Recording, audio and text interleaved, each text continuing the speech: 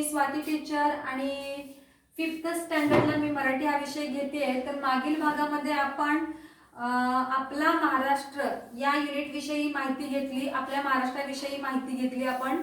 त्या युनिट मधून 16वा युनिट होता तो 16 युनिट आपला महाराष्ट्र आपण गेल्या भागामध्ये पाहिला। तर आज आपण युनिट नंबर 17 जीवनाची शिस्त हा पाठ बघणार आहे। जीवनाची शिस्त। तर या पाठामध्ये गुरु आणि शिष्य, गुरु आपल्याला ज्ञान देतात, चांगले संस्कार घडवतात गुरुजी आपल्यावरती, आणखीन आपल्याला चांगलं शिक्षण देतात गुरुजी। शिक्षण देऊन परिपूर्ण असं आपले जीवन घडवतात ते संस्काराद्वारे। आणखीन गुरुजी आपल्याला चांगला मार्गदर्शक आणि संस्कार हेच गुरुजी आपल्याला सांगत असतात। आणि जीवनामध्ये कसं म्हणजे कशी शिस्त पाळायची, जीवनाची कशी शिस्त पाळायची हे सुद्धा आपल्याला गुरुजीच आपल्याला सांगत असतात आपल्या शिक्षणातून किंवा आपल्या संस्कारातून। असंच हे एक गुरुजी आहेत, आणखीन गुरु आहेत, आणखीन त्यांचा जो शिष्य आहे त्यांच्याविषयी ही एक लहान अशी गोष्ट दिलेली आहे। आणखीन त्याला नाव दिलेलं आहे काय, तर जीवनाची शिस्त असं या पाठाला नाव दिलेलं आहे। तर जीवनामध्ये एक प्रकारे आपण जीवन जगत असताना त्याला एक शिस्त राहिली पाहिजे, आणखी शिस्त असली पाहिजे, हाच उद्देश या पाठातून सांगितलेला आहे गुरुनी आपल्या शिष्यांना। तर आता पाहूयात आपण नेमकं काय सांगितलेलं आहे गुरुजींनी। तर आता बघा पाठ नंबर 72 वरती दिलेला आहे 17वा युनिट जीवनाची शिस्त। तर आता बघा टेक्स्टबुक मध्ये, एकदा एका गुरुने आपल्या शिष्याला वर्षभर अनेक विद्या शिकवल्या। एक गुरुजी होते, आणखी त्यांचा एक शिष्य होता। त्यांनी काय केलं, वर्षभर त्याला अनेक विद्या दिल्या, ज्ञान दिलं, विद्या दिल्या, ज्ञान दिलं, आणखी त्या अनेक विद्या शिकवल्या, अनेक गोष्टींचं ज्ञान त्याला त्या शिष्याला आपल्या गुरुनी त्या दिलेलं आहे। आणखी जेव्हा तो सर्व विद्यांमध्ये पारंगत झाला तेव्हा गुरुने जीवनाची शिस्त शिकवण्याचा विचार केला। पारंगत म्हणजेच काय, त्याला सगळ्या निष्णात म्हणजेच काय इथं दिलेलं आहे बघा, पिवळा बॉक्स दिसतोय तुम्हाला पाठ नंबर 73 वरती शब्दार्थ म्हणून दिलेला आहे, त्याच्यामध्ये दिलेला आहे निष्णात म्हणजे सगळ्या विद्या त्याने प्राप्त केलेल्या आहे, सगळ्या विद्या त्याला कळालेल्या आहेत, अशा तो पारंगत त्या विद्यामध्ये झालेला आहे, सगळं ज्ञान त्याला मिळालेलं आहे।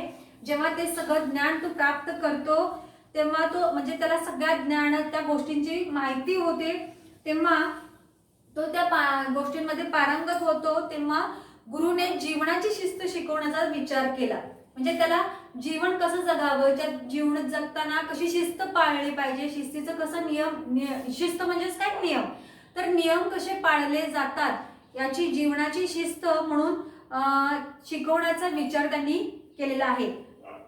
म्हणून गुरु त्याला तीर्थयात्रेला घेऊन गेले। जेव्हा तो सर्व विद्यांमध्ये पारंगत झाला तेव्हा गुरुने जीवनाची शिस्त शिकवण्याचा विचार केला, म्हणून गुरु त्याला तीर्थयात्रेला घेऊन गेले, म्हणजे तीर्थयात्रेला त्यांनी जीवनाची शिस्त शिकवण्यासाठी गुरुनी आपल्या शिष्याला घेऊन गेले। वाटेतच एक शेतकरी आपल्या शेतात नांगर चालवत होता, म्हणजे ते तीर्थयात्रेला जेव्हा निघतात गुरु आणि शिष्य तेव्हा वाटेमध्ये एक शेतकरी आपल्या शेतामध्ये नांगर चालवत होता। तो आपल्या कामात एवढा मग्न होता की गुरु शिष्याकडे पाहण्यासाठी देखील त्याने आपली नजर वर केली नाही। म्हणजे ते जेव्हा जात होते तीर्थयात्रेला गुरु आणि शिष्य तेव्हा वाटेमध्ये एक शेतकरी त्याला दिसला, तो शेतामध्ये आपल्या नांगर चालवत होता आणि तो आपल्या कामामध्ये इतका मग्न होता की गुरु शिष्याकडे पाहण्यासाठी सुद्धा त्याने आपली नजर वर केली नाही किंवा त्यांच्याकडे गुरु शिष्याकडे त्यांनी पाहिलं नाही, इतका तो कामामध्ये आपल्या मग्न होता। त्याला बघून गुरुजी मुकाट्याने समोर निघून गेले, म्हणजे त्याला बघितलं आणि गुरुजी मुकाट्याने म्हणजे न बोलताच तिथून समोर निघून गेले। चालता चालता त्यांची नजर एका लोहारावरती पडली। पुढे गेल्यानंतर काही थोड्या अंतरावरती गेल्यानंतर चालत गेल्यानंतर तिथं एक लोहार होता आणि त्यांची लोहारावर म्हणजेच काय, तो लोखंड तयार करणार, म्हणजे लोखंड ठोकून तो लोखंडी वस्तू तयार करणारा अशा तो लोहाराकडे ते त्याची नजर त्या गुरूंची पडली, म्हणजे त्यांना लोहार दिसला. तो लोखंड ठोकण्यात इतका व्यस्त होता की गुरु शिष्याला बघण्यासाठी त्याने आपली नजर सुद्धा वर केली नाही. म्हणजे तो लोहार सुद्धा त्या लोखंड ठोकण्यामध्ये इतका मग्न होता, इतका व्यस्त होता की त्याच्याकडे गुरु शिष्यांकडे त्याला सुद्धा पाहण्यासाठी किंवा बघण्यासाठी त्याने आपली नजर सुद्धा वर केली नाही, म्हणजे म्हणजे बघितलं नाही त्यांनी गुरु शिष्याला. रात्री पुढं म्हणजे त्या नंतर ते पुढं निघून गेले. रात्री दोघेही एका धर्मशाळेत गेले. रात्री दोघेही एका धर्मशाळा होती आणि त्या धर्मशाळेमध्ये ते दोघे गुरु शिष्य गेले. तेथे थकलेले अनेक प्रवासी गाढ झोपलेले होते. तिथे त्या धर्मशाळेमध्ये अनेक प्रवासी जे होते ते तिथं गाढ असं झोपलेले होते. त्यांना आपल्या आजूबाजूला झोपलेल्यांचे भान सुद्धा नव्हते. म्हणजे ते इकडं इतकं थकलेले होते प्रवास करून ते धर्मशाळेतील प्रवासी की त्यांना आजूबाजूचं कशाचंच त्यांना भान नव्हतं. त्यांना पाहून गुरु म्हणाले, प्रिय शिष्य, हीच जीवनाची शिस्त. शिस्त म्हणजेच काय, अनुशासन असं ब्रॅकेटमध्ये दिलेलं आहे बघा. ते आपल्या गुरु आपल्या शिष्याला काय सांगत आहेत की त्यांना पाहून, त्या झोपलेल्या थकलेल्या प्रवाशांना पाहून गुरु आपल्या शिष्याला काय म्हणत आहेत तर बघा, त्यांना पाहून गुरु म्हणाले, प्रिय शिष्य, हीच जीवनाची शिस्त म्हणजेच अनुशासन आहे. म्हणजेच काय, हीच जीवनाची शिस्त आहे. शेतकरी, लोहार, प्रवासी आपापल्या कार्यात एवढे मग्न होते की त्यांना इतर गोष्टी अथवा वस्तूकडे बघण्याची फुरसतच नव्हती. म्हणजे आता शेतामधील शेतकऱ्याचं उदाहरण घेतलं, शेतकरी पाहिला किंवा लोहार पाहिला, लोखंड ठोकताना लोहार पाहिला, किंवा धर्मशाळेतील थकून गेलेले जे प्रवासी आहेत, ते गाढ झोपलेले आहेत, यांच्याकडे जर पाहिलं तर हीच काय आहे तर जीवनाची शिस्त आहे. ते आपल्या कामामध्ये इतके व्यस्त आहेत किंवा आपल्या कामामध्ये इतकं मग्न आहेत की त्यांना आजूबाजूचं कशाचंच भान नाही आणि त्यांना आपल्याकडे बघण्यासाठी सुद्धा फुरसत नाही किंवा वेळ नाहीये. फुरसत म्हणजेच काय, वेळ नाहीये, असं ते आपल्या शिष्याला गुरु सांगत आहेत. जीवनाचे हेच खरे ध्येय आहे. जीवनाचे हेच खरं ध्येय आहे. ते मिळवण्यासाठी तप करावे लागते. म्हणजे जीवनाचं हेच खरं यश आहे, ध्येय आहे, आणि ते मिळवण्यासाठी तप करावे लागते. शेतकरी आपले दिवस रात्र एक करतो. त्यासाठी शेतकरी काय करतो, शेतामध्ये कष्ट करत असतो. दिवस रात्र शेतकरी शेतामध्ये कष्ट करून आपल्या शेतात धान्य पिकवतो. म्हणजेच काय, शेतकरी आपले दिवस रात्र एक करतो, तेव्हा कुठे शेतात पीक उगवते, तेव्हा कुठे शेतामध्ये पीक उगवते. लोखंडी वस्तू तयार करण्यासाठी कठोर परिश्रम करतो, तेव्हाच लोहार लोखंडी वस्तू तयार करण्यासाठी कठोर परिश्रम करतो, तेव्हाच तो एखादी नवीन लोखंडी वस्तू तयार करू शकतो. तो लोहार ठोकून ठोकून ठोकून तो लोहार त्या लोखंडी वस्तू तयार करण्यासाठी कठोर परिश्रम करत असतो, आणि तेव्हा कुठं नंतर तो लोखंडी वस्तू तयार करू शकतो. तसंच प्रवासी एक एक पाऊल चालतात आणि खूप परिश्रम करतात, तेव्हा ते आपल्या ध्येयापर्यंत पोहोचू शकतात. म्हणजे जे प्रवासी आहेत ते एक पाऊल असं चालत चालत चालत जाऊन प्रवास करतात किंवा चालतात. त्याच्यामुळं त्यांचे परिश्रम घडतात, ते परिश्रम करतात, खूप परिश्रम करतात चालून, आणि तेव्हा कुठं ते आपल्या ध्येयापर्यंत पोहोचतात. म्हणजेच काय, जिथं त्यांना ज्या ठिकाणी आपल्याला तिथं पोहोचायचं आहे, त्यांना जायचं आहे, तिथंच ते पोहोचतात. तर आपणही आपल्या कर्तव्याचे पालन करावे, हीच जीवनाची शिस्त आहे. यांच्याकडे पाहिल्यानंतर जे उदाहरण आपण आता पाहिली, तर त्याच्यातून आपण जे काही शिकलो, तर आपणही काय केलं पाहिजे, आपलं कर्तव्याचं पालन केलं पाहिजे, आणि त्यांच्याप्रमाणेच ही आपण ही जीवनाची शिस्त पाळली पाहिजे, किंवा आपलं काम आपलं कर्तव्य आपण पालन करावं. आणि हीच काय आहे तर खरी जीवनाची शिस्त आहे. म्हणजेच थोडक्यात काय, तर आपण ही आपल्या जीवनामध्ये आपल्या कर्तव्याला महत्वाचं स्थान दिलं पाहिजे आणि कर्तव्याचं पालन केलं पाहिजे. हीच काय आहे तर जीवनाची शिस्त आहे, असं गुरु जी आपल्या शिष्याला समजावून सांगत आहेत. अशा प्रकारे ही जीवनाची शिस्त हा पाठ आपण आता पाहिला. तो नीट काळजीपूर्वक तुम्ही वाचन करायचं आहे. तर त्याचे प्रश्नही आपण आता पाहूयात आणि शब्दार्थ जे दिलेले आहेत पिवळ्या बॉक्समध्ये ते तुम्ही लिहून घ्यायचे आहेत. तर आता बघा, पहिला प्रश्न आहे, खालील दिलेल्या प्रश्नांची उत्तरे लिहा किंवा सांगा. पहिला प्रश्न आहे, जीवनाची शिस्त शिकवण्यासाठी गुरुने शिष्याला कुठे नेले? जीवनाची शिस्त शिकवण्यासाठी गुरुने शिष्याला कुठे नेलं? तर आता त्याचं उत्तर आहे, जीवनाची शिस्त शिकवण्यासाठी गुरुने शिष्याला तीर्थयात्रेला घेऊन गेले. जीवनाची शिस्त शिकवण्यासाठी गुरुने कुठे घेऊन गेले शिष्याला? तर तीर्थयात्रेला घेऊन गेले. दुसरा प्रश्न आहे, शेतकरी काय करत होता? शेतकरी काय करत होता? तर त्याचं उत्तर आहे, शेतकरी आपल्या शेतात नांगर चालवत होता.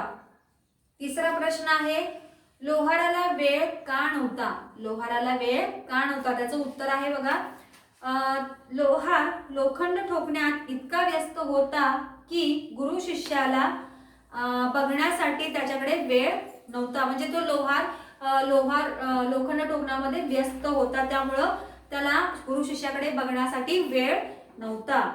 चौथा प्रश्न आहे, धर्मशाळेत कोण झोपले होते? चौथा प्रश्न काय आहे, तर धर्मशाळेमध्ये कोण झोपले होते? तर त्याचं उत्तर आहे बघा, धर्मशाळेत थकलेले अनेक प्रवासी गाढ झोपलेले होते. पाचवा प्रश्न आहे, गुरुने कोणता विचार केला? गुरुने कोणता विचार केला? त्याचं उत्तर आहे, गुरुने आपल्या शिष्याला वर्षभर अनेक विद्या शिकवल्या. जेव्हा तो सर्व विद्यांमध्ये पारंगत झाला, म्हणजेच त्यांनी त्या विद्या सगळ्या आत्मसात केल्या किंवा त्या विद्येचं ज्ञान त्यांनी प्राप्त जेव्हा केलं, तेव्हा गुरुने जीवनाची शिस्त शिकवण्याचा विचार केला आणि त्याला कुठे घेऊन गेले? तर तीर्थयात्रेला घेऊन गेले. असा विचार गुरुने केला, असं त्याचं उत्तर आहे. आता पान नंबर 74 वरती बघा, रिकाम्या जागा भरायच्या आहेत. पहिला सेंटेन्स आहे, गुरु शिष्याला जीवनाची शिस्त शिकवत होते. गुरु शिष्याला जीवनाची शिस्त शिकवत होते, असं त्याचं उत्तर आहे. शेतकरी आपल्या शेतात नांगर चालवत होता. नांगर हे त्याचं उत्तर आहे. तिसरा आहे, लोहार लोखंड ठोकत होता. लोखंड हे त्याचं उत्तर आहे. आता चौथा सेंटेन्स बघा, प्रवासी टीव्ही पाहत होते. प्रवासी टीव्ही पाहत होते नाही, असं त्याचं उत्तर आहे. आता तिसरा प्रश्न इथं काय लिहिलेला आहे, तर गुरुबद्दल श्लोक सांगायचे आहेत. गुरुबद्दलचा श्लोक आता आपण प्रार्थना वगैरे म्हणताना हा श्लोक आपण म्हणतो. तर गुरुर ब्रह्मा गुरुर विष्णू गुरुर्देव महेश्वरा गुरुर साक्षात परब्रह्म तस्मै श्री गुरुवे नमः, असा हा गुरुबद्दलचा श्लोक आहे. प्रश्न क्रमांक 3. तर आता प्रश्न क्रमांक 4 त्याचं सांगायचं आहे आपल्याला उत्तर, चूक की बरोबर आहे सांगायचं आहे. तर पहिला सेंटेन्स बघा, गुरु शिष्याला फिरायला नेत होते नाही. गुरु शिष्याला आपले चांगली विद्या देत होते. वर्षभर त्यांनी आपल्या गुरुनी आपल्या शिष्याला अनेक चांगल्या विद्या त्यांनी दिलेल्या आहेत आणि गुरु शिष्याला फिरायला नेत होते. जीवनाची शिस्त शिकवण्यासाठी ते तीर्थयात्रेला घेऊन गेले होते, फिरायला घेऊन गेलेले नव्हते, म्हणून त्याचं सेंटेन्स ते चुकीचं ठरवायचंय, चुकीचं लिहायचंय. तर आता दुसरा प्रश्न आहे, लोहार शेतात मग्न होता का? नाही. शेतामध्ये कोण मग्न होतं? तर शेतकरी होता, म्हणून हे पण सेंटेन्स काय झालेला आहे? चुकीचं आहे. तिसरा प्रश्न आहे, धर्मशाळेत प्रवासी झोपले होते का? तर हो, धर्मशाळेत थकलेले प्रवासी झोपलेले होते, म्हणजे त्याचं उत्तर बरोबर आहे. आता चौथा प्रश्न आहे, कर्तव्याचे पालन करणे ही जीवनाची शिस्त आहे. तर हो, कर्तव्याचं पालन करणं हीच जीवनाची खरी शिस्त आहे, त्याचं उत्तर बरोबर आहे. तर आता प्रश्न बघा, सगळ्यातला 5वा प्रश्न आहे, खालील दिलेल्या शब्दांचा वाक्यात उपयोग करायचा आहे. तर नांगर असा शब्द आहे. तर नांगर, शेतकरी शेतात नांगर चालवत होता, असं त्याचं वाक्य बनवलेलं आहे. तर मग्न, लोहार लोखंड ठोकण्यात मग्न होता, असं त्याचं वाक्य येतंय. आणि तिसरा आहे पान नंबर 75 वरती, धर्मशाळा. धर्मशाळेचं वाक्य कसं लिहिणार तुम्ही? तर धर्मशाळेत अनेक थकलेले प्रवासी झोपलेले होते. चौथा आहे मेहनत, मेहनतीचे फळ गोडच असते. असं त्याचं वाक्य आहे. तर आता सगळ्यात लास्टचा 6वा प्रश्न आहे, खालील दिलेल्या शब्दांचा अर्थ सांगून वाक्यात उपयोग करायचा आहे. आता वाक्यात उपयोग करताना मेहनत हा शब्द दिलेला आहे. मेहनत करणे, मेहनत करणे म्हणजे काय तर कष्ट करणे. त्याचं वाक्य कसं बनवणार तुम्ही, तर शेतकरी शेतात नांगर चालवत होता आणि शेतकरी शेतात खूप मेहनत करत होता. शेतकरी शेतामध्ये नांगर चालवून मेहनत करत होता किंवा कष्ट करत होता, किंवा शेतकरी शेतामध्ये मेहनत करत होता, असं त्याचं वाक्य आहे. आता दुसरा शब्द आहे भान नसणे. भान नसणे म्हणजे कशाचंच भान नाहीये, लक्ष नसणं, आजूबाजूला लक्ष न नसणं अशा अर्थाने. तर आता वाक्य कसं बनवणार तुम्ही, चित्रकाराला चित्र काढताना आजूबाजूचे भान नसते, तो चित्र काढण्यात खूप मग्न असतो, असं सुद्धा वाक्य करू शकता, किंवा आणखीन दुसरं तुम्ही वाक्य बनवू शकता त्याचं. तर आता तिसरा आहे शब्द आहे मग्न असणे. मग्न असणे म्हणजे काय, व्यस्त असणे, आपल्या कामामध्ये मग्न असणे, व्यस्त असणे अशा अर्थाने. वाक्य, लोहार लोखंड ठोकण्यात मग्न होता किंवा व्यस्त होता, असं वाक्य त्याचं येतं. तर आज आपण कोणता युनिट पाहिला, 17वा युनिट, जीवनाची शिस्त. गुरु आणि शिष्याचं हे नातं, म्हणजे गुरु आपल्याला ज्ञान, अनेक विद्या शिकवतात, अनेक ज्ञान विद्येतून आपल्याला ज्ञान ते गुरु आपल्याला देत असतात. आणखीन त्या ज्ञानातून आपल्याला संस्कार आणि शिस्त आपल्याला गुरु शिकवतात. तर असे हे गुरु आणि शिष्याचं उदाहरण म्हणून या पाठातून दिलेलं आहे आपल्याला. तर जीवनाची एकूणच काय, तर गुरुजींनी आपल्याला जीवनाची शिस्त म्हणजे जीवनामध्ये आपली कशी शिस्त राखली पाहिजे आणि ती जीवनाची खरी शिस्त काय आहे हे आपल्याला या पाठाद्वारे शिकवलेलं आहे. तर हा पाठ नीट काळजीपूर्वक वाचायचा आहे. प्रश्नांची उत्तरं टेक्स्टबुक मध्ये सुद्धा लिहायची आहेत आणि नोटबुक मध्ये सुद्धा लिहायचं आहे. हा पाठ तुम्हाला कळाला असेल तर आज आपण इथंच थांबूयात, भेटूया पुढच्या भागामध्ये. धन्यवाद.